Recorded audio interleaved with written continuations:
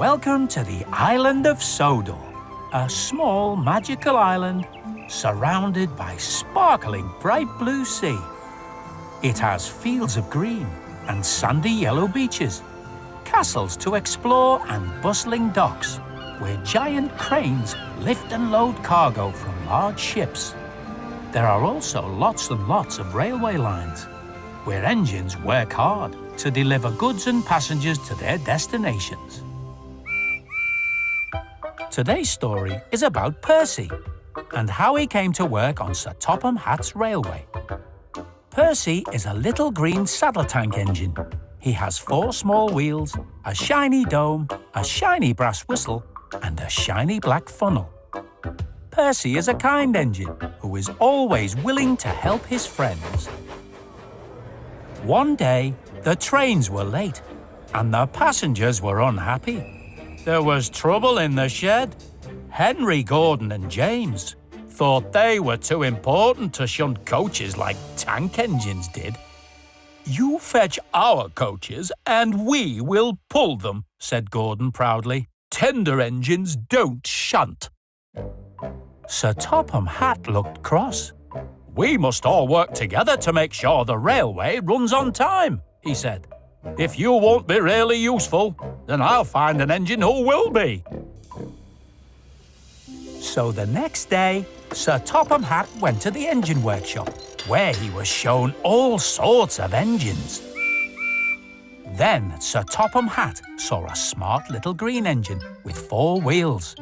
"That's the one," he thought. "I'll call him Percy." Sir Topham Hatt took Percy back to the yard.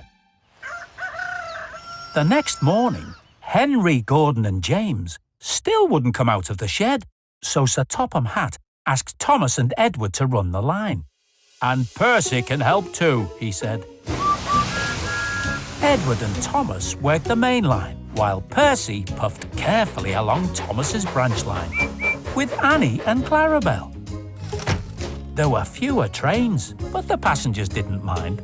They knew the 3 big engines were being taught a lesson. Back at the shed, Henry, Gordon and James wished now they hadn't been so silly, and they wanted to show Sir Topham Hatt how sorry they were by working extra hard. Later, Percy took some cars across the main line to another siding. Then he ran back onto the main line and waited for the signalman to switch the tracks so he could go back to the yard. But Percy had forgotten to whistle. Edward had always warned Percy, "Be careful on the main line. Whistle so the signalman knows you are there."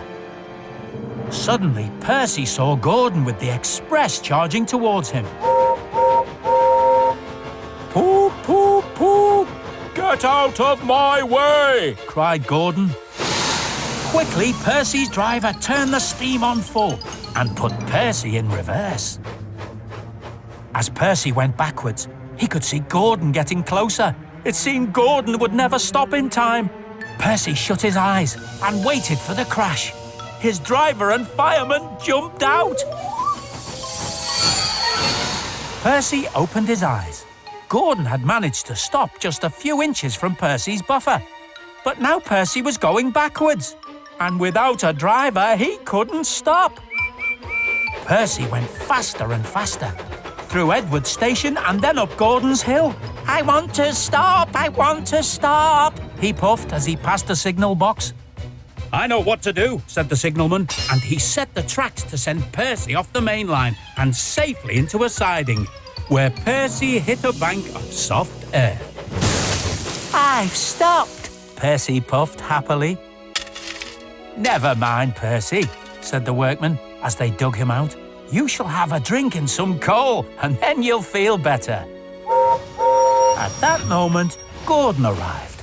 "Well done, Percy," he cheered. "You got out of the way so quickly. You stopped a nasty accident."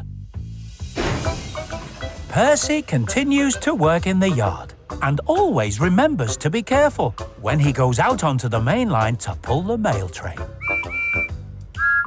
And Percy and Thomas have become best of friends.